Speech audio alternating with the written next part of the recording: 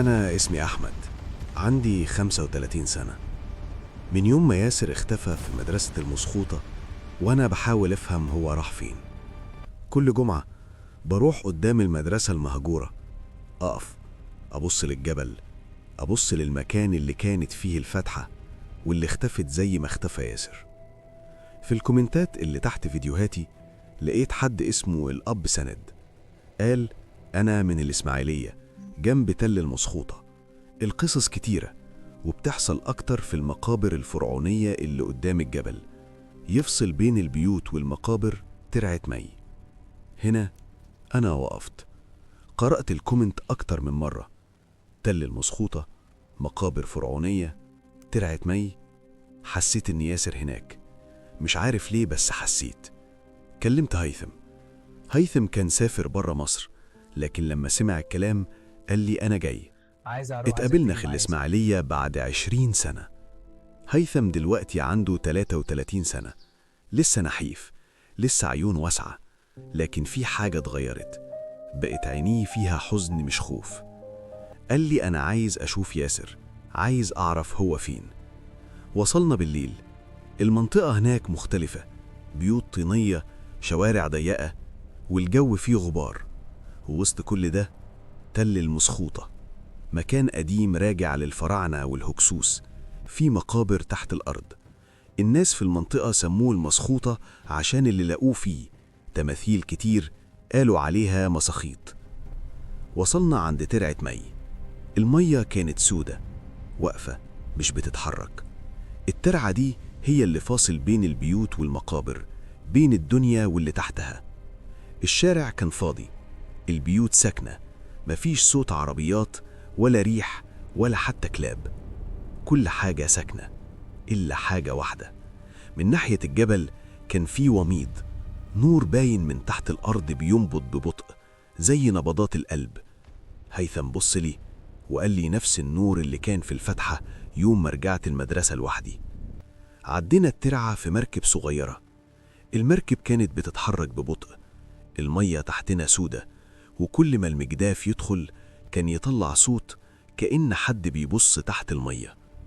نزلنا على الناحية التانية، الأرض هناك مختلفة، مش تراب عادي، لأ، كانت رملة سودة وفيها حفر، فتحات زي اللي كانت في مدرسة المسخوطة بالظبط. مشينا شوية، لقينا راجل كبير واقف جنب فتحة كبيرة في الأرض، لابس جلابية بيضة، وشه مجعد من الشمس. بصلنا وقال انتوا اللي بتسألوا عن تل المسخوطة؟ أنا قلت إحنا جايين من القاهرة، عايزين نفهم. الراجل بصلنا وقال المكان ده مش للفسح، تحت الترعة في دهاليز، والدهاليز دي بتوصل لمقابر تحت الأرض. ناس دهلت، ناس طلعت، وناس لسه جوه. هيثم سأل إيه اللي تحت؟ الراجل سكت شوية وقال في حاجات مش مومياوات، حاجات أقدم، حاجات ما كانش المفروض حد يفتحها. اللي فتحها زمان قالوا إنها بتطلع عينها في وشك قبل ما تختفي. الراجل مشي، سابنا واقفين قدام الفتحة. من جوه الفتحة كان طالع نفس تقيل بطيء، كأن الأرض بتتنفس. أنا نزلت أول واحد، هيثم نزل ورايا.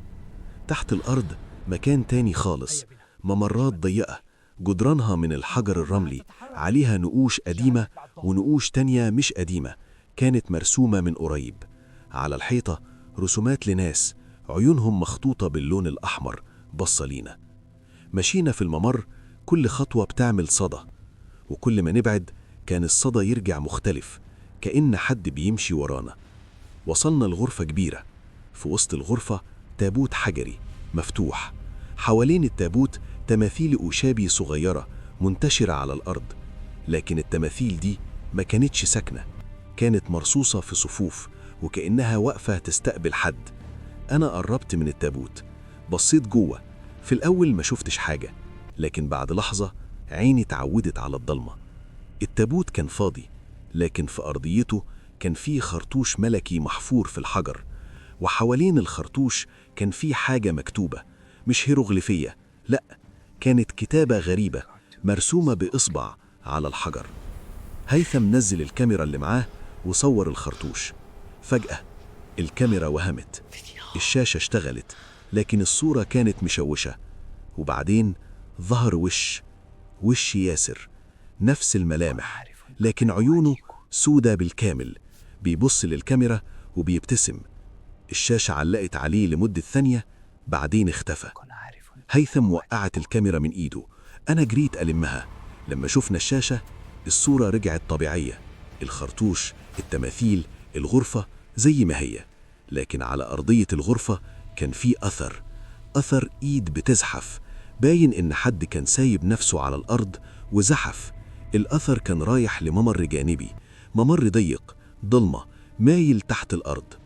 أنا بصيت للممر وقلت لهيثم أنا داخل.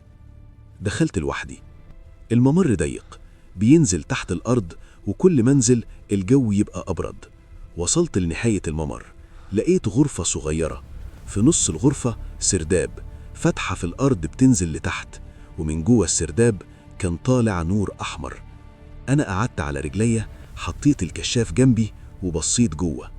تحت كان في غرفة كبيرة فيها تماثيل من الحجر الأسود، صفوف كلها بصة لجهة واحدة. وفي آخر الغرفة كان في عرش فاضي، على العرش كان في تاج من الذهب وقلاتة وخاتم. أنا نزلت الكشاف جوه عشان أوري أكتر. النور وقع على التاج، لمعة الذهب طارت في الغرفة. فجأة كل التماثيل اتجهت ناحيتي، أصوات حجارة بتزحف، رؤوس بتدور، عيون حجرية بصالي. أنا جمدت، مش عارف أتحرك.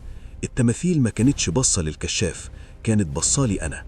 حاولت أرفع الكشاف طفى.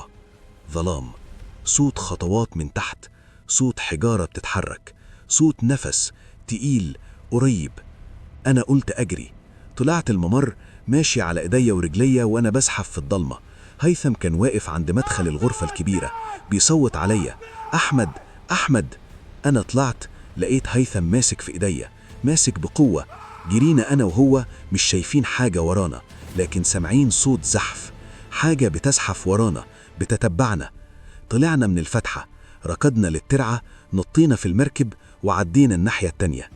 لما نزلنا من المركب بصينا ورانا، الفتحة كانت لسه مفتوحة، وواقف على حفتها ظل طويل اسود وله عيون حمراء، واقف بيتفرج علينا، مش بيمشي ورانا بس بيتفرج. رجعت أنا وهيثم القاهرة. هيثم حذف كل الفيديوهات اللي صورها تحت الأرض.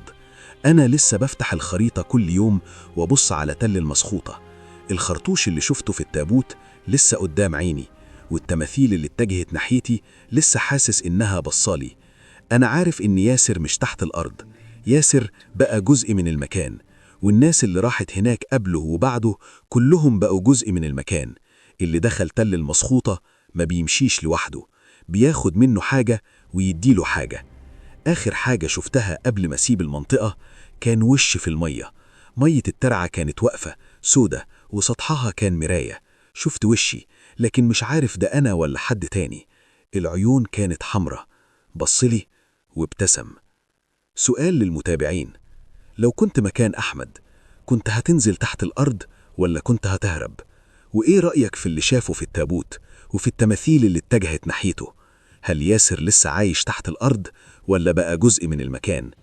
اكتب رأيك في الكومنت، ولو عاوز تعرف أحمد راح فين بعد القصة دي قول لي كمل، عشان الحكاية لسه ما خلصتش.